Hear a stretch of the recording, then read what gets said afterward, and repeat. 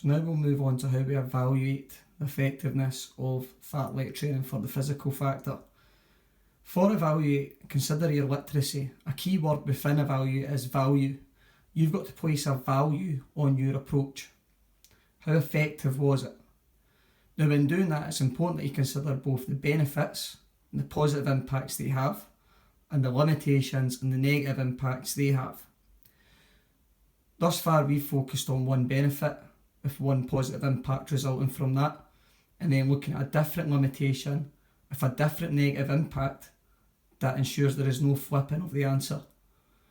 However, if you really want to be an A1 pupil, the way you could go further than this is to actually give two different positive impacts for your benefit and two different negative impacts for your limitation.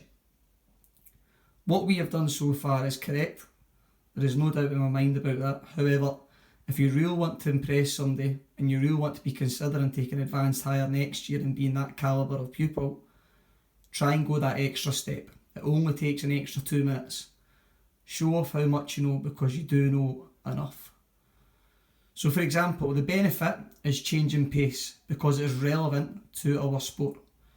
So for example, in basketball, fartlek training is useful because it includes a change of pace, just like a basketball match, as we are never jogging at the same pace throughout.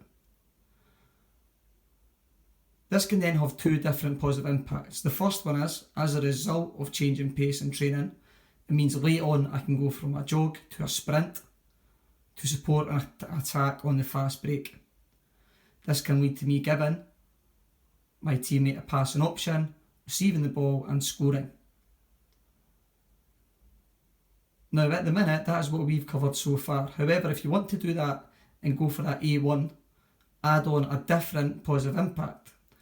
So the first positive impact focused on the attack. Now let's look at how we can give something different. Another positive impact changing pace had on my game was that I was able to stay close and keep up with the player I was marking in man-to-man defence.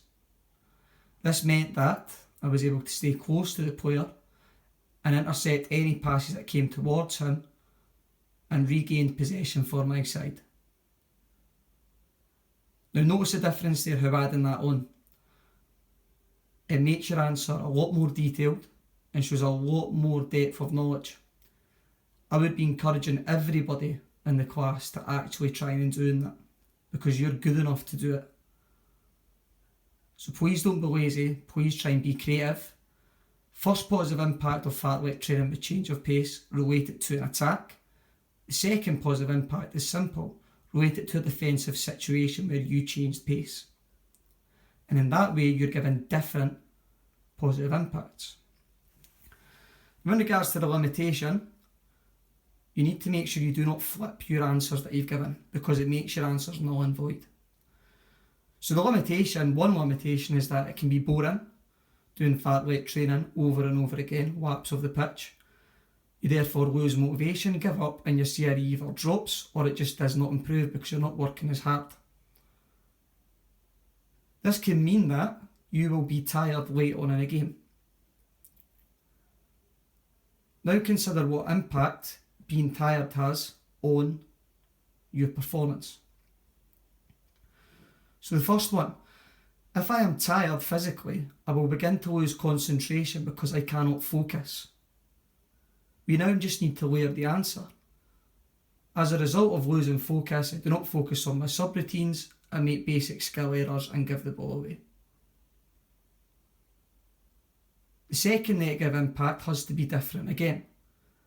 So we've focused on losing concentration on the first one, so now we just simply look at this losing and making poor decisions the second time.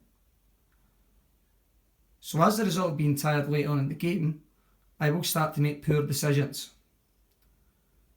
This can mean that when on a 2 versus 1 situation in the fast break, I'm too tired to notice my teammate supporting me and therefore try to drill around the player rather than pass and be tackled. This can lead to an attack against my side. So if you look at evaluate as a whole, look at how we're going that extra mile now. One benefit, two different positive impacts. One limitation, two different negative impacts. Your aim is to impress the examiner. If you're doing this and taking the time to do it, you will most certainly get them on your side. Any questions, please ask.